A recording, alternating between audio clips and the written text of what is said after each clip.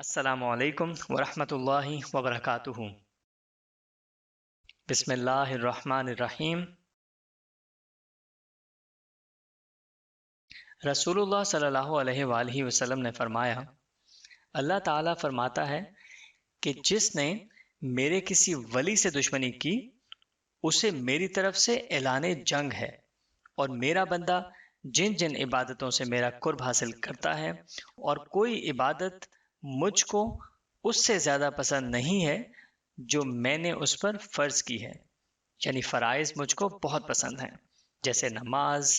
روزہ،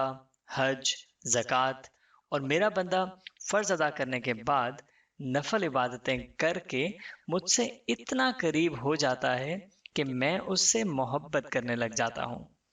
پھر جب میں اس سے محبت کرنے لگ جاتا ہوں تو میں اس کا کان بن جاتا ہوں جس سے وہ سنتا ہے، اور اس کی آنکھ بن جاتا ہوں جس سے وہ دیکھتا ہے، اس کا ہاتھ بن جاتا ہوں جس سے وہ پکڑتا ہے،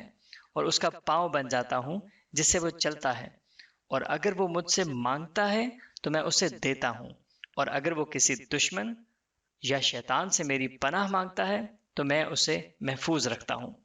اور میں جو کام کرنا چاہتا ہوں اس میں مجھے اتنا تردد نہیں ہوتا جتنا کہ مجھے اپنے مومن بندے کی جان نکالتے ہوئے ہوتا ہے۔ وہ تو موت کی بوجہ تکلیف جسمانی کے پسند نہیں کرتا، اور مجھ کو بھی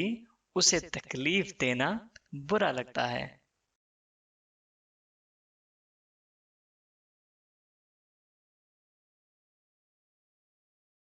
صحیح بخاری، حدیث نمبر 6502۔